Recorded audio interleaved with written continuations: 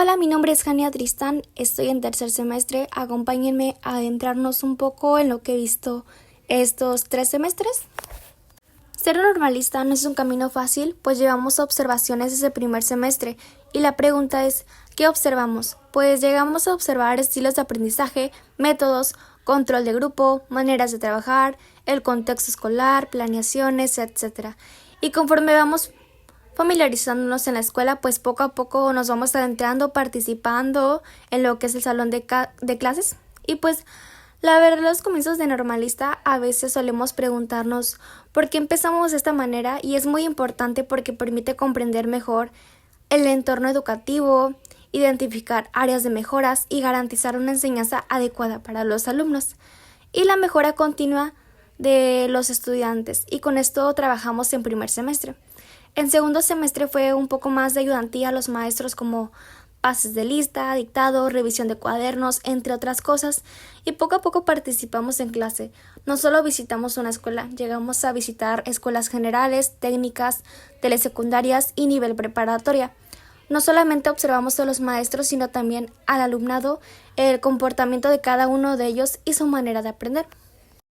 Actualmente estoy en tercer semestre, en el cual escogimos una escuela secundaria general para poder realizar nuestras prácticas. Primero llegamos a observar y elegimos un grupo para trabajar con ellos e implementar exámenes diagnósticos y estilos de aprendizaje, y de acuerdo a su problemática del grupo o que salieran bajos, podría una actividad para retroalimentación y poder reforzar este aprendizaje que llevamos a cabo.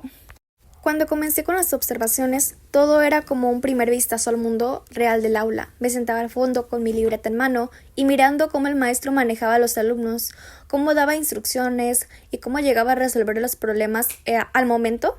Yo no decía nada, solo tomaba notas y analizaba todo lo que llegaba a suceder en el aula. Era como si fuera un espectador intentando absorber cada detalle para entender cómo llegaba a funcionar todo esto. Y en este momento mi única tarea era observar y reflexionar sin intervenir en clases. Pero pues luego llegó el momento de hacer prácticas y aquí todo cambió, porque ya no solamente estaba mirando, sino que también empezaba un poco a participar. Al principio sí me daba un poco de nervios, pero pues tenía que intentarlo, aunque solamente fuera para realizar un dictado, pase de lista, etc. Pero lo bueno es que tenía a la maestra titular a un lado apoyándome y dándome consejos, y pues si yo me llegaba a equivocar, alguien más estaba para rescatarme, obviamente la maestra titular. Y finalmente llegó el momento de impartir una clase por mí misma, y aquí sí fue todo o nada, porque ya no solamente era una práctica, ahora era mi responsabilidad planear la clase, pensar en cómo llegar a explicar el tema, organizar los tiempos y las actividades, manejar el grupo yo sola.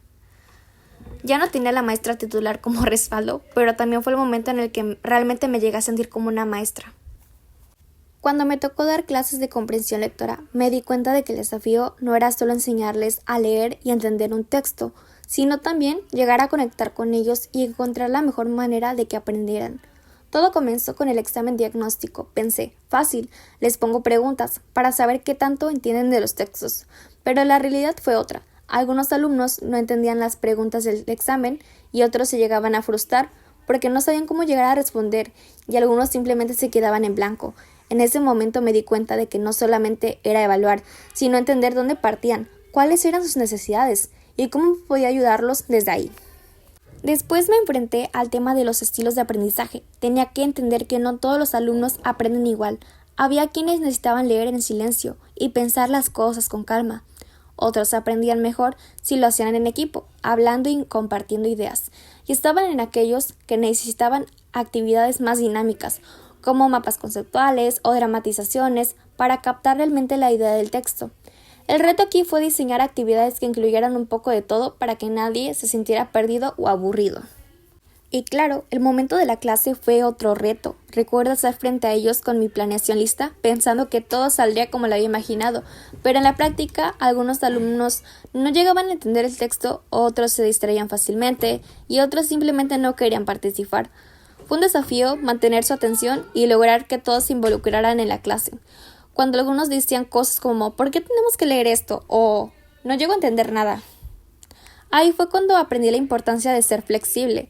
Si algo no funcionaba, tenía que cambiarlo en ese momento. Por ejemplo, en una actividad donde tenían que responder preguntas, me di cuenta de que muchos no entendían cómo hacerlo, así que improvisé y empezamos a leer en voz alta, analizando cada párrafo juntos. De repente, lo que parecía un caos empezó a tomar otra forma, porque me adapté a su ritmo y necesidades.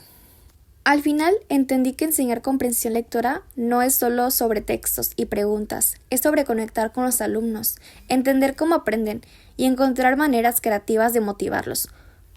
Y claro, fue un camino lleno de retos, pero cada pequeño logro como ver a un alumno llegar a participar más, porque hay algunos que no se animan por cómo llegan a leer o no llegar a comprender un texto, y pues eso hizo que me sintiera como que completamente valioso del tiempo. Y la verdad, ver cómo poco a poco los alumnos van avanzando, eso me llena un poquito más mi corazón. Y eso sería todo. Muchas gracias por su atención.